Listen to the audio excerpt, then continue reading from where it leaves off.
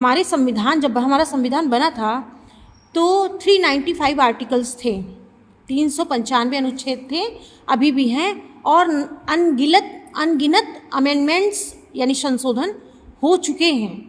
तो बहुत सारे लोग बोलते हैं 440, 450 ऐसे अनुच्छेद हो गए हैं। नहीं, ये गलत है।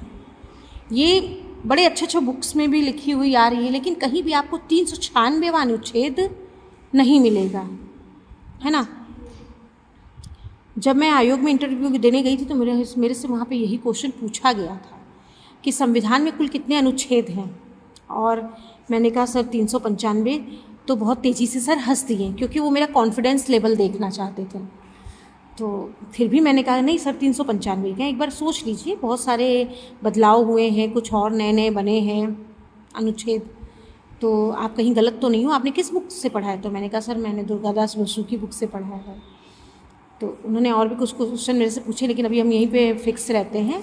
तो मैंने सर को बताया कि सर बहुत सारे अमेंडमेंट्स हुए हैं, बट वो सारे सब्स्टिट्यूट के रूप में किसी न किसी आर्टिकल में प्लस हो गए हैं, इंक्लूडेड हो गए हैं, ऐड हो गए हैं, बट कोई नया अनुच्छेद बन के नहीं आया है। जितने अनुच्छेद पहले से थे उन्हीं में उन्हें क्लास वाइज उनको जोड़ दिया गया।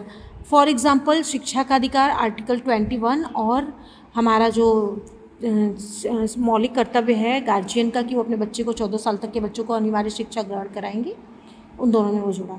सूचना का अधिकार आर्टिकल 19 में जुड़ा, आर्टिकल 19 में जोड़ दिया गया, क्योंकि इस आर्टिकल 19 में क्या है, विचार अभिव्यक्ति की स्वतंत्रता है ना, तो उसी से ये रिलेटेड हो गया, तो इसलिए इसको वहाँ पे इसी तरीके से सारे अमेंडमेंट्स होते गए और उनको क्लास वाइज ऐसे ही जोड़ा गया है।